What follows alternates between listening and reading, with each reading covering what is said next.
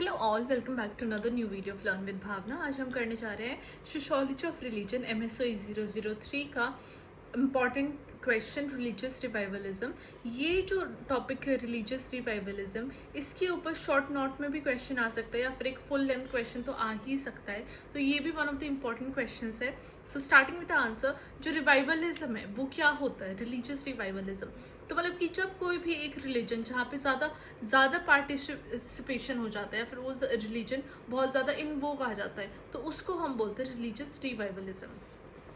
तो religious revivalism को often ऐसे देखा गया है कि जहाँ पे इंक्रीज रिलीजियस पार्टिसिपेशन हो जाता है, रिलीजियस फर्वर बहुत ज़्यादा बढ़ जाता है और न्यू कमिटमेंट आ जाते हैं रिलीजियस ट्रेडिशंस में, जहाँ पे एक रिकरिंग फिनोमिना है सोसाइटीज़ में अराउंड द वर्ल्ड। ये बार बार होता रहता है रिलीजियस रिवाइवलिज्म, राइट। कभी कभार क्या होता है, जो पार्टिसिपेशन होता है लोगों का कम हो जाता है, जो रिलीजन है उसको इतनी इंपॉर्टेंस नहीं दी जाती है, देन अगेन फिर रिवाइवलिज्म अगेन होता है, फिर इंपॉर्टेंस फिर से मिलती है, देन वो अवेकनिंग जो होती है रिलीजन में वो फिर से आती है।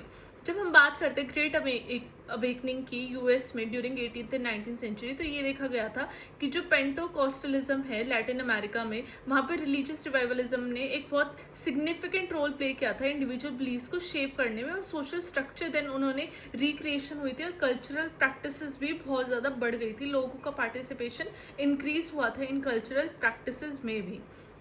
तो फर्स्ट आ जाता है कि एक कॉजेस क्या है रिलीजियस रिवाइवलिज्म के।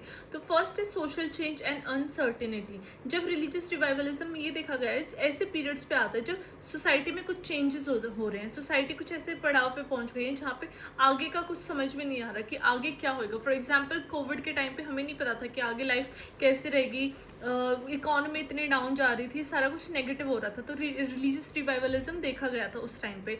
जब हम इकोनॉमिक, पॉलिटिकल और टेक्नोलॉजिकल ट्रांसफॉर्मेशन की बात करते हैं जहाँ पे सोशल स्ट्रक्चर्स में चेंजेस होते हैं, नेगेटिव डिसरप्ट हो जाते हैं सोशल स्ट्रक्चर्स और एक सेंस ऑफ इंस्टेबिलिटी और इनसिक्योरिटी आ जाते हैं लोगों के अंदर। इस टाइम पे जो रिलीजियस बिलीव्स और प्रैक्टिसेस है वो लोगों के अंदर सोलेस लेके आते हैं, पीस लेके आते हैं और एक सेंस ऑफ स्टेबिलिटी लेके आते हैं लोगों के अंदर। उस टाइम पे रिलीजियस रिवाइवलिज्म होता है। सेकेंड है क्राइसिस एंड डिजास्टर।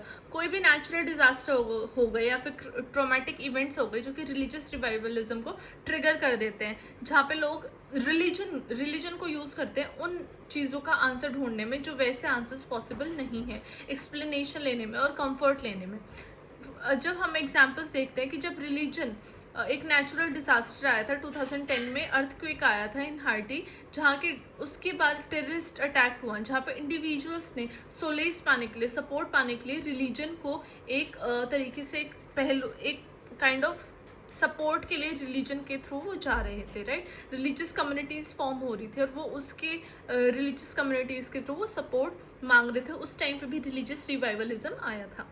थर्ड आ गया इंडिविजुअल स्पिरिचुअल नीड्स। जब हम बात करते हैं रिलीजियस रिवाइवलिज्म की, जो कि ड्रिवन है, जब इंडिविजुअल की स्पिरिचुअल नीड्स जागती हैं, ऐसी सोसाइटी जो कि बहुत ज़्यादा सेकुलर है, जहाँ पे इंडिविजुअलिज्म बहुत ज़्यादा इंपॉर्टेंट है, वहाँ पे इंडिविजुअल एक सेंस ऑफ स्पिरिचुअल एम्प्टीनेस देखते हैं, जहाँ पे एक डीपर एग्जिस्टेंशियल मीनिंग उनका खो जाता है कहीं ना कहीं, राइट। तो उस अपने डीपर एग्जिस्टेंस का मीनिंग कि हम जिंदा क्यों हैं, हम सोसाइटी में हमारा क्या रोल है, उस चीज़ को समझने के लिए रिलीजियस रिवाइवलिज्म एक ऐसा पाथ लेके आता है इंडिविजुअल को, ताकि वो फिर से अपनी स्पिरिचुअल सेल्फ से रिकनेक्ट कर सके और वो जो नीड्स हैं उनके आंसर मिले, उन नीड को फुलफिल कर सकें।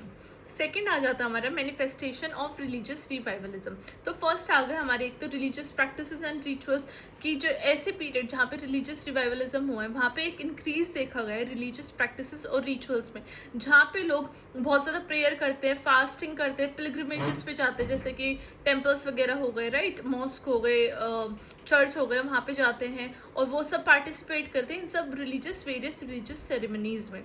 फॉर एग्जाम्पल जब हम ग्लोबल रिसर्जेंस की बात करते हैं इस्लाम में, जो कि रिसेंट डिकेड्स में उन्होंने विटनेस किया है, एक इंक्रीज इन रिलीजियस रिचुअल्स, जो कि डेली प्रेयर हो गया या फिर रमजान को ऑब्जर्व करना हो गया, जो कि मे बी पहले इतना नहीं था, राइट। लेकिन वो उनके मन में एक इंस्टेबिलिटी आई, एक क्वेश्चन आया, तभी वो सब उस रिलीजियस रिवाइवलिज्म में प्रेयर्स करने में, फास्टिंग करने में उन्होंने बिलीव रखा।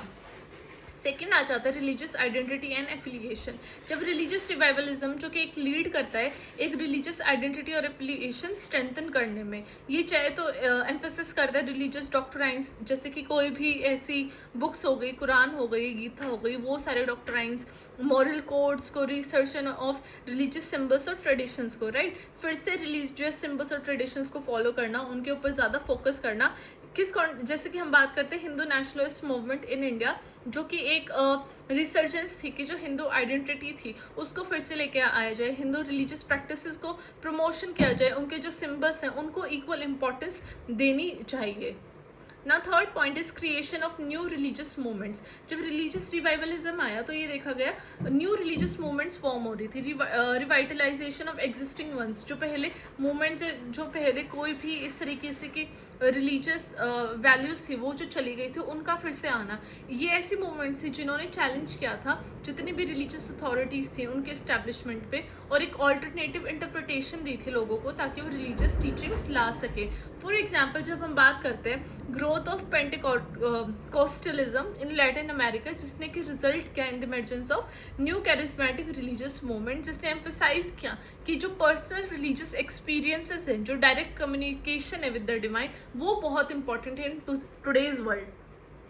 तो जब उन्होंने बात की कि जो तो डायरेक्ट कम्युनिकेशन है, चाहे वो मतलब कि ध्यान लगाना हो किसी भी तरीके से हो, तो वहाँ पे ये देखा गया कि वो डायरेक्ट जो ये new creation of religious movement से उससे डायरेक्ट क्या हुआ, रिलीजियस रिवाइवलिज्म हुआ, राइट। फिर से रिलीजन की जो डिमांड थी, बूम थी, राइट, लोगों के अंदर जो भक्ति थी वो फिर से जगी। Third is consequences of religious revivalism. क्या कॉन्सिक्वेंसेज है? तो पहला तो आ गया सोशल कोहेजन, कम्युनिटी बिल्डिंग। जब हम रिलीजन रिवाइवलिज्म होता है तो उसकी पॉजिटिव इम्पैक्ट क्या है कि लोग एकजुट हो जाते हैं, राइट, एक community community feeling of belongingness वो आते हैं लोगों के अंदर। तो ये एक फॉस्टर करता है सोशल कोहेजन और कम्युनिटी बिल्डिंग में, जहाँ पे इंक्रीज्ड रिलीजियस पार्टिसिपेशन होता है, जो कि फॉर्म करता है social network, strong social networks, और डेवलप करता है सपोर्टिव कम्युनिटीज। ये ऐसी कम्युनिटीज हैं जो कि प्रोवाइड करते हैं इंडिविजुअल्स को एक सेंस ऑफ बिलोंगिंगनेस से, सोशल सपोर्ट देती है और एक ऐसा प्लेटफॉर्म देती है जहाँ पे कलेक्टिव एक्शन को प्रायोरिटी दी जाती है। सेकेंड आ जाता है हमारे सोशल कॉन्फ्लिक्ट एंड फ्रेगमेंटेशन, जहाँ पे रिलीजियस रिवाइवलिज्म आता है, वो प्रमोट करता है सोशल कोहेजन, लाइक सोसाइटी में लोग एकजुटता आ जाती है और कंट्रीब्यूट करते हैं सोशल कॉन्फ्लिक्ट एंड फ्रेगमेंटेशन, है ना, जहाँ पे एक तो सोशल कोहेजन आएगी। फॉर एग्जाम्पल कम्युनिटी फॉर्मेशन हो गई, और कम्युनिटी फॉर्म होएगी तो एक कम्युनिटी दूसरी कम्युनिटी के खिलाफ कुछ तो मे भी नेगेटिव थॉट्स आएंगे ना, तो वहाँ पे कॉन्फ्लिक्ट्स भी आ सकते हैं। और फ्रेगमेंटेशन क्या होता है, बंटवारा, टुकड़ों में बंटवारा, वो भी आ सकता है। जब रिवाइवलिस्ट मूवमेंट देखी गई थी जिसने कि चैलेंज किया था एग्जिस्टिंग पावर स्ट्रक्चर्स को, वैल्यूज को, नॉर्म्स को, जिससे कि टेंशन बढ़ गई थी सोसाइटी के अंदर। ऐसे ऐसे एग्जाम्पल देखे जाने लगे जिससे कि रिलीजियस नेशनलिज्म काफ़ी बढ़ा था और conflict between these religious groups बहुत ज़्यादा बढ़ गए थे। ये सब इंडिया, म्यांमार एंड नाइजीरिया में स्पेशल देखा जाने लग गया था। फॉर एग्जाम्पल इंडिया में जब हिंदूज का रिलीजियस रिवाइवलिज्म हुआ, या मुस्लिम्स का हुआ, या क्रिश्चियंस का हुआ, या सिक्स का हुआ, तो वहाँ पे हमेशा एक वो कोहेशन तो आ जाता है उन कम्युनिटीज़ के अंदर, लेकिन बाकी जो दूसरी कम्युनिटीज़ हैं उनके साथ जो कॉन्फ्लिक्ट है, लड़ाइयाँ हैं, वो बहुत हद तक इंक्रीज हो जाती है, बढ़ जाती हैं। थर्ड आ जाता है पॉलिटिकल मोबिलाइजेशन एंड इन्फ्लुएंस। तो रिलीजियस रिवाइवलिज्म की पॉलिटिकल इम्प्लीकेशंस भी हो सकती है, ऐसे क्योंकि जो रिलीजियस ग्रुप्स हैं वो पब्लिक पॉलिसी और पॉलिटिकल एजेंडा से इन्फ्लुएंस होते हैं। जब रिलीजियस राइट मूवमेंट आई थी यूएस में, तो उन्होंने ये देखा कि वो बहुत ज़्यादा इन्फ्लुएंशियल रही इन शेपिंग पॉलिटिकल डिस्कोर्स, जहाँ पे कि उन्होंने वोटर्स को मोबिलाइज किया ताकि वो स्पेसिफिक पॉलिसीज से जो रिलेटेड इश्यूज हो गए, जैसे कि अबॉर्शन हो गया, एलजीबीटीक्यू हो गया, उनके राइट्स हो गए, एजुकेशन हो गया, उनसे अबॉर्शन से रिलेटेड बहुत सारे इश्यूज थे जिनके थ्रू वो उनके अगेंस्ट भी आए, उनके सपोर्ट में भी आए, और उन पॉलिटिकल मोबिलाइजेशन, उन इन्फ्लुएंस के थ्रू ही रिलीजियस रिवाइवलिज्म एक बार ही फिर से निकल के आया, क्योंकि सब एकजुट हो रहे हैं, राइट। कोई भी पॉलिसीज आ गई, एजेंडा हो गई जो उनके फेवर में नहीं है, तो जो सेंस ऑफ कम्युनिटी है, वो बिलोंगिंगनेस है, वो रिवाइव हो जाती है, राइट। और फिर तब लोग एक साथ आते हैं, तो वो भी one of the main reasons है। लास्ट में कंक्लूजन में मैंने यही बताया है कि कैसे वो रिलीजियस रिवाइवलिज्म है, कॉम्प्लेक्स नेचर है इसका, और ये वेरियस फैक्टर्स के ऊपर डिपेंड करता है। तो ये इसमें हमने ये देखा कि जितने भी कॉन्सिक्वेंसेज हैं, मैनिफेस्टेशंस है रिलीजियस रिवाइवलिज्म के, वो कैसे इंडिविजुअल बिलीफ को शेप करते हैं, सोशल स्ट्रक्चर को चेंज करते हैं, कल्चरल प्रैक्टिसेस भी लेके आते हैं। अब इन सब एग्जांपल्स के थ्रू हमने ये देखा जो डिफरेंट कल्चर्स है और टाइम पीरियड है वो हम बेटर अंडरस्टैंड कर सकते हैं थ्रू रिलीजियस रिवाइवलिज्म, और कैसे उनकी सोशियोलॉजिकल इम्प्लीकेशंस क्या है सोसाइटी पे। अब इन डायनामिक को देखने के लिए और वैल्यूएबल इंसाइट प्रोवाइड करने के लिए रिलीजन का रोल सोसाइटी में क्या है और कैसे उसकी अंडरस्टैंडिंग है वो कैसे सोशल चेंज और कल्चरल ट्रांसफॉर्मेशंस लेके आता है, ये जानना बहुत ज़रूरी है। So this was it about religious revivalism. I hope आप लोगों को ये क्वेश्चन समझ में आया है।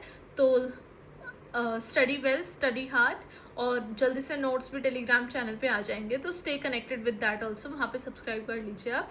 मैं बाय इन एन आवर और 2 मैं वो नोट्स भी आपको प्रोवाइड कर दूँगी वहाँ पे। So study well, all the best for your exam, take care.